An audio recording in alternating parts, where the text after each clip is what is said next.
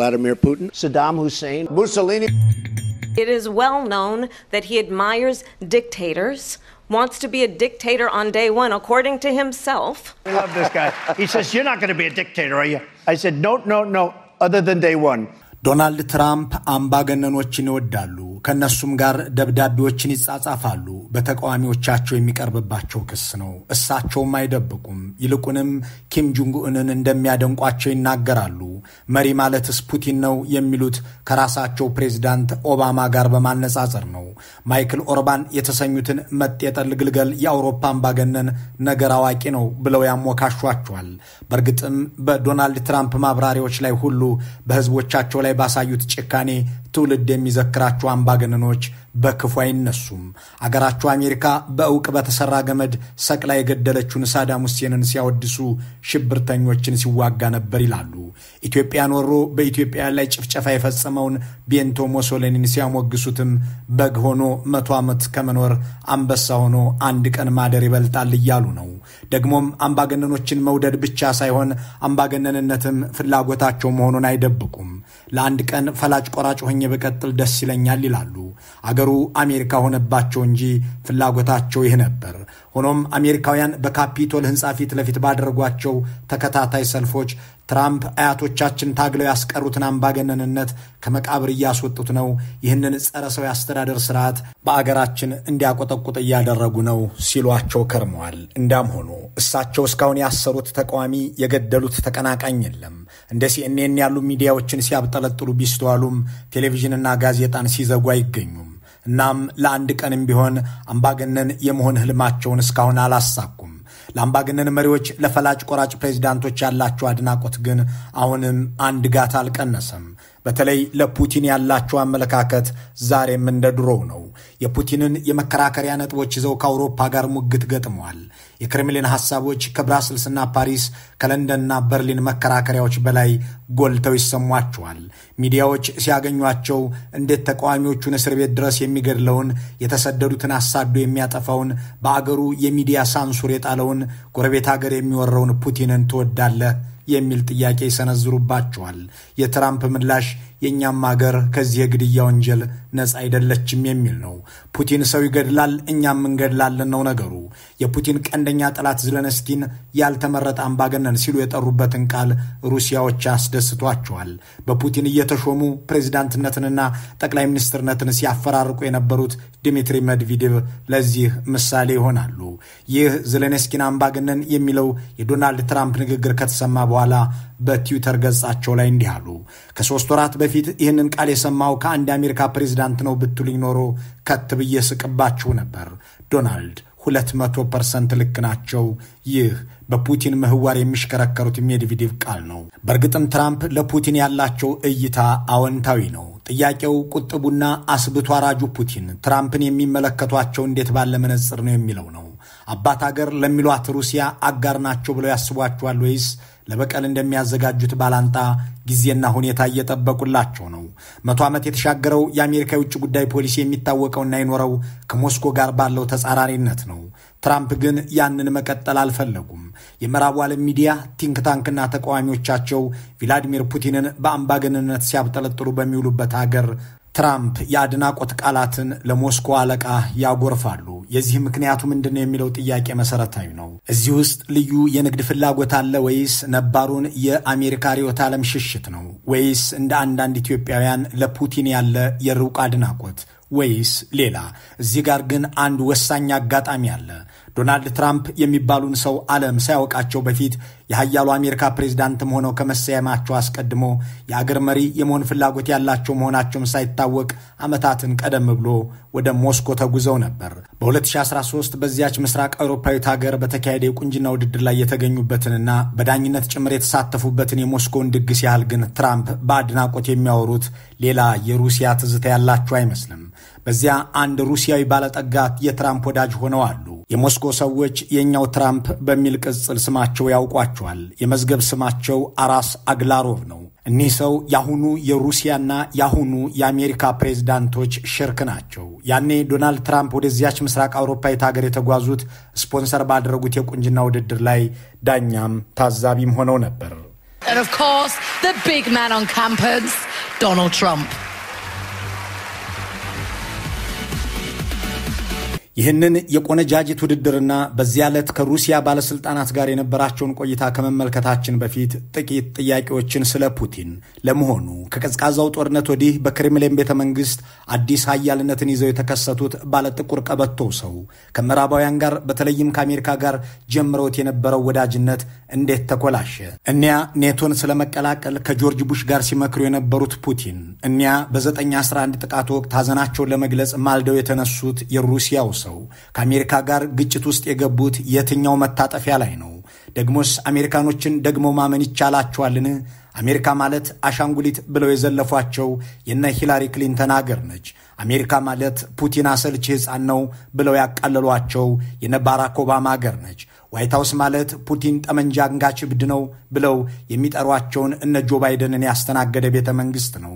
እና በእርግጥ እኒህ ኬጂቢ ኮሎኔል የአሜሪካ ፕሬዚዳንትን የአሜሪካን ፖለቲከኛ ሊያምኑ ይቻላቸዋልን? ለዚህ ጥያቄ የሚሆኑ ምላሾችን በዝርዝር ከማየታችን በፊት አንድ ሌላ ጥያቄ እናስቀድም። ትራምፕ በአሜሪካ የውጭ ጉዳይ ባህል ባልተለመደ ሁኔታ ስለምን በፑቲን ፍቅርና አድናቆት ወደቁ? ያቺ ሚካኤል ጎርባቾቭን አስፈርማ የቀዝቃዛው ጦርነትን በበላይነት ማሸነፏን፣ ሶቪየት ህብረትን መበተኗን በኩራት ስትናገር የኖረችን አገር ለመምራት ፕሬዝዳንት የሆኑት ሰው አሜሪካን በፑቲን ፍላጎት ስር እንድትወድቅ ለምን ወደዱ? ነገሩን ወደ ኋላ መለስ አድርገው ያጠኑ ሰዎች ምክንያቱን የትራምፕን ከፖለቲካ ዓለም ርቆ መኖር ጋር ያገናኙታል። ሶቪየት ህብረት በአሜሪካ መራሹ ኢምፔሪያሊዝም ስትፈራርስ ፑቲን የወቅቱ የሲአይኤ ተገዳዳሪ የኬጂቢ ሰላይና ኮሎኔል ነበሩ። ትራምፕ ግን የአሜሪካ መከላከያ ሰራዊት ስልጣናን ለመውሰድ እንኳን ያልፈቀዱ፣ የአባታቸውን የሪል ስቴት ቢዝነስ ማቀላጠፍን የወደዱ፣ ከፖለቲካ ንድፈ ሐሳብ ይልቅ የባንክ አካውንታቸው ጉልበት የሚያሳስባቸው ነበሩ። የዓለም ፖለቲካ በሁለት ጎራ ተከፍሎ ሳት ሲያነድ የአሁኑ የአሜሪካ ፕሬዝዳንት ገንዘብ የሚያሳድዱ ነጋዴ ነበሩ። ትራምፕ ኤንድ ፑቲን ኤላቭ የሚለውን ተነባቢ መጣጥፍ የጻፈው ዴቪድ ረሚንግ ለዚህ የሚሆን ጥሩ ማነጻጸሪያ ያቀርባል። ቭላዲሚሮቪች ፑቲንና ዶናልድ ጄ ትራምፕ ለየቅል የሆነ የህይወት ዑደት ያላቸው መሪዎች ናቸው። ፑቲን ያደጉት ከጦርነት ማግስት በነበረችው ሌኒንግራድ ነው። አባታቸው በውጊያ የቆሰሉ አርበኛ ናቸው። የፑቲን የልጅነት ህልም የኬጂቢ ሰላይ መሆን ነበር። የትራምፕ የልጅነት ህልም የታወቀ ነጋዴ መሆን ነበር። ደግሞም ትራምፕ የቀለም ትምህርት የሚያስቸግራቸው፣ በትምህርት ቤትም መረበሽ የሚወዱ አስቸጋሪ ሰው ነበሩ። ፑቲን ግን ቆፍጣና ወታደር። እንዲህ ባለ ሁኔታ ውስጥ ያደጉት ሁለት ሰዎች ዛሬ የዓለም አንደኛና ሁለተኛ ሰራዊት ጠቅላይ አዛዥ ሆነው ተገናኝተዋል። ግን በትራምፕ በኩል ኃይል የመጠቀም ፍላጎት እንደሌለ ተገልጿል። የዚህ ምክንያቱ ጥላቻ፣ ስለላና ከፍተኛ ፕሮፓጋንዳ በተጫነው የቀዝቃዛው ጦርነት ዘመን ዶናልድ ትራምፕ ፖለቲከኛ ለመሆናቸው ነው የሚሉ ሰዎች በዚህም የተነሳ ሩሲያን በበጎ እንዲመለከቱ ፑቲንንም እንዳደንቁ ሆነዋል የሚለውን ቅን መላምት ያስቀምጣሉ። ሁለተኛው ከአስተዳደጋቸውና ሁሉም ነገር ይሸጣል ይገዛልም ከሚለው ነጋዴ አስተሳሰባቸው ይመነጫል። ትራምፕ ሩሲያን የሚመለከቷት እንደ አንድ ተጨማሪ የገበያ ማዕከል ነው። በዚያ የንግድ ሸሪኮች አሏቸው። የኒውዮርኩን ትራምፕ ታወር በሞስኮ ለመድገም እቅዳቸው መሆኑን የሚያሳወቁት ገና ከዓመታት በፊት ነበር። እዚህ ጋር የቆነጃጅቶቹ ውድድር ይምጣ። 2013 የበጋ ወራት ኦባማ አሜሪካን እየመሩ ደግሞም ከፑቲን ጋር እየተዘላለፉ፣ ፑቲን በአንጻሩ ክሪሚያን ከዩክሬን ገንጥሎ ለመውሰድ እያኮበኮቡ በነበረበት ሞቃታማ ዘመን ትራምፕ ሞስኮ ነበሩ። ወደዚያ የጋበዟቸው አጋላሮቭ ነበሩ። አጋላሮቭ በሩሲያ የሚታወቁት በሀብታምነታቸው ብቻ አይደለም፣ ከፕሬዝዳንት ፑቲን ጋር ባላቸው የጠበቀ ወዳጅነትም እንጂ። በዚያች ሀገር የመንግስት ግንባታዎችን የሚያንጹት፣ ዓለም አቀፍ መንግስታዊ ግዢዎችን የሚፈጽሙት እኒህ ባለጠጋ ሰው ናቸው። ትራምፕን አስልተውና አስበው የጋበዙትም እሳቸው ነበሩ። አሜሪካዊ ቢሊዮነርም በቁንጅና ውድድሩ ላይ ታዳሚም ዳኛም ሆነው ተከሰቱ። እሳቸውም ሲናገሩ ሩሲያ የምታስደንቅ አገር ነች፣ ደግሞም በዚህ ሀገር ብዙ ጓደኞች አሉኝ አሉ። It's an amazing country with so many friends in Russia and I'm very excited to be here. በዚያ የቆነጃጅት ውድድር ላይ ትራምፕ የመጨረሻዎቹን 16 ኮረዶች ከመረጡት ዳኞች መካከል አንዱ ነበሩ። ይህ ግን የሩሲያ ጉዟቸው ሰበብ እንጂ ዋናው ምክንያት አልነበረም። በወቅቱ ከባራክ ኦባማ ጋር ነገር የሚወራወሩትን፣ በሂላሪ ክሊንተን የሚጠለጠሉትን የሩሲያውን ፕሬዝዳንት ለማግኘት እጅግ ቋምጠው ነበር። ወደዚያ የተጓዙትም በዚያ የቁንጅና ውድድር ላይ ፕሬዝዳንት ፑቲን ይታደማሉ ተብለው ነበር። ሆኖም ፑቲን በዕለቱ በሞስኮ ከተማ በነበረ የትራፊክ መጨናነቅ ምክንያት ሳይገኙ ቀሩ ተባለ። በዚህ ጊዜ ትራምፕ ብስጭታቸውን መቆጣጠር ተስኗቸው ታዩ ይላሉ ራሽያን ሩሌት የሚለውን የምርመራ መጽሐፍ ያስነበቡት ሚካኤል ኮርን። Putin to bail out. He's very disappointed, but being Donald Trump, he thinks he has the answer for this. He tells one of his colleagues from the Miss Universe organization, you know, we can tell people that Putin came. No one would know. ከዚህ ዝግጅት በኋላ ግን ፑቲንና ዶናልድ ትራምፕ በአካል ስለመገናኘታቸው ደራሲው ያሉት ነገር የለም። እንዲያም ሆኖ በአንድ ወቅት ለአንድ የሬዲዮ ጣቢያ ትራምፕ በስልክ በሰጡት ማብራሪያ ስማቸውን መግለጽ ከማይፈልጓቸው ትላልቅ የሩሲያ ሰዎች ጋር መገናኘታቸውን ጠቁመው ሲናገሩ እንዲህ አሉ። በሞስኮ ያሳለፍኩትን ቅዳሜና እሁድን እጅግ ወድጄዋለሁ። እዚህ ሀገር አድራጊ ፈጣሪዎቹን ጀነራሎችም ጭምር አግኝቻቸዋለሁ። ትላልቆቹን የመንግስት ኃላፊዎች አግኝቻለሁ። ዝርዝር ነገር መናገር አልሻም። የማልደብቅህ ነገር ግን ከፍተኛ የሥራ ኃላፊዎችን ማግኘቴ ነው በማለት ለደወለላቸው ጋዜጠኛ ነገሩት። I really loved my weekend. I called it my weekend in Moscow. But I was with the top level people, both oligarchs and generals and top of the government people. I can't go further than that, but I will tell you that I met the top people. ሩሲያና ትራምፕ ሲነሱ የግንኙነታቸው ዘፍጥረት እዚህ ይጀምራል የሚሉ ሰዎች ከዚያ በኋላም በሞስኮ ትራምፕ ታወርን እንደሚከፍቱ አስታውቀው እንደነበር ያስታውሱባቸዋል። በዚያች ህዳር 11 2013 በሞስኮ ያሳለፉትን በሬዲዮ ተናግረው በቴሌቪዥን ቃለ መጠይቅም ሰጥተው ያልረኩት ትራምፕ ታወርን በሞስኮ እንደሚከፍቱ በትዊተራቸው አወጁ። ከዛን ጊዜ ወዲህ ሩሲያን የሚመለከቷት አንድ ለገበያ የሚቀርብ ምርት ያለው ግን ደግሞ ሽያጭ እንደተከለከለ ነጋዴ ነው። እናም ከሩሲያ ጋር መነገድ፣ በሩሲያ መነገድና ከሩሲያውያን ጋር መነጋገድ ለኔ ብቻ ሳይሆን ለአሜሪካውያንም የሚጠቅም ነው ብለው ያስባሉ። ሌላኛው ምክንያት ከሩሲያ ጋር በቅርበት የሚሰሩ ሰዎች የእሳቸው አማካሪ ሆነው መሰየማቸውን ይሏቸዋል። ከነዚህ ውስጥ የፖል ማናፎርትን ያህል ስሙ ደጋግሞ የተነሳ የለም። ማናፎርት ዶናልድ ትራምፕ ፑቲንን ብቻ ሳይሆን አምባገነኖችን ሁሉ እንዲወዱ ያደረጓቸው ሰው ናቸው በሚል የሚጠቀሱ ናቸው። ማናፎርት የአምባገነን መሪዎች ሎቢስት ሆነው የኖሩ የዛይሩን ሴሴሴኩን፣ የፊሊፒንሱን ፈርዲናንድ ማርቆስን ያገለገሉ፣ በአፍቃሪ ሩሲያዊነታቸው የሚታወቁትን የቀድሞውን የዩክሬን ፕሬዝዳንት ያንኮቪችን ያማክሩ የነበሩ፣ በ2016 የዶናልድ ትራምፕ ምርጫ ወቅት የውጭ ጉዳይ አማካሪያቸው ሆነው የሰሩ ሰው ናቸው። እኒህ ከአምባገነኖች ደጃፍ የማይጠፉት አሜሪካዊ ሎቢስት ዶናልድ ትራምፕ ሩሲያንም ሆነ ፑቲንንና ሌሎች አምባገነን መሪዎችን እንዳወድሱ ምክንያት ናቸው ይሏቸዋል። እናም ትራምፕ ፑቲንን እያወደሱ ፑቲን የሚጠሏቸውን ሰዎች እያራከሱ ከኦባማ እስከ ዘለንስኪ ከክሊንተን እስከ ባይደን እያጣጣሉ የሞስኮውን ኮሎኔል ግን ስማርት ነው ይላሉ። ከኛው ፕሬዝዳንት ባራክ ኦባማ ይሻላል፣ መሪ ከሆኑ ሳይቀር እንደ ፑቲን ነው ይላሉ። በ2016 ምርጫው እንዳሸነፉ ፑቲን ብልህ ሰው ነው፣ ቢዝነስን ማሳካት ይችልበታል ያሉት ትራምፕ ዋይት ሃውስ እንደደረሱ ከሩሲያ ጋር ከሚያፎካክሯቸው ጉዳዮች ራቁ። በሶሪያ የተሰማራውንና በሌላ አንጻር ሆኖ የሚፋለመውን የአሜሪካ ጦር አስወጡ። በዚያ አቅሙን ለማሳየት ለአሜሪካ ያለውን ተገዳዳሪነት ለዓለም ለማስተዋወቅ ከቀዝቃዛው ጦርነት በኋላ በሌላ ሀገር መሰማራት የጀመረው የሩሲያ ቀዩ ጦርም ብቻውን ቀረ። ሩሲያ አብዝታ የምትሰጋውን ኔቶን ያረጀና ጊዜው ያለፈበት ደግሞም የማያስፈልግ ነው ስትለው እንደነበረው ሁሉ ትራምፕም ይህንኑ ተናግረው ከጦር ህብረቱ እንደሚወጡም ዛቱ። እንዲህ እያሉ ከሩሲያ ጋር አላስፈላጊ ያሉትን ፉክክር ለማስቀረት እርምጃ የወሰዱት ትራምፕ በሞስኮ መንግስት ላይ የተጣሉ ማዕቀቦችን አንስተው ያሰቡትን መነጋገድ ማሳካት ግን አልቻሉም። ምክንያቱም አገሩ አሜሪካ ነው። እስከዛሬ ድረስ ዘለንስኪን ለማዋረድ ከፈጸሟቸው ድርጊቶች አንዱን እንኳን የራሳቸው ሀገር ህዝብ መርጧቸው ፕሬዚዳንት ያደረጋቸውን እነ ባይደንንና ኦባማን ለመዝለፍ ከተጠቀሟቸው ቃላት 1/10ኛውን እንኳን ለፑቲን አላወጡትም። ይልቁንም መወድሰ ፑቲንን ሲያከታትሉ ይደመጣሉ። ፑቲን ዶናልድ ትራምፕን ይወደዋል ከተባለ ይህ ዕዳ ሳይሆን ሀብት ነው ሲሉ በሚያውቁት የአካውንቲንግ ቋንቋ ከሞስኮ አቻቸው ጋር ያላቸውን ግንኙነት ያብራሩታል። ኢፍ ፑቲን ላይክስ ዶናልድ ትራምፕ ዛትስ ኮልድ አን አሴት ኖት ኤ ሊያቢሊቲ ይላሉ። President Putin and congratulated him on the victory, his electoral victory. If Putin likes Donald Trump, guess what, folks? That's called an asset, not a liability. Putin has much better leadership qualities than Obama. He even called me brilliant. Isn't that nice? I'm hearing things like, oh, isn't it terrible that Putin is saying that? That's not terrible. That's good. That's like a good thing, not a bad thing. ፕሬዚዳንት ትራምፕ እንዲህ የሚያወድሷቸው ፑቲን ከአሜሪካ መንግስታት ጋር ጸብ ውስጥ የመቆየታቸው ምክንያት ምንድን ነው? ነጥቡ ያለው እዚህ ጋር ነው።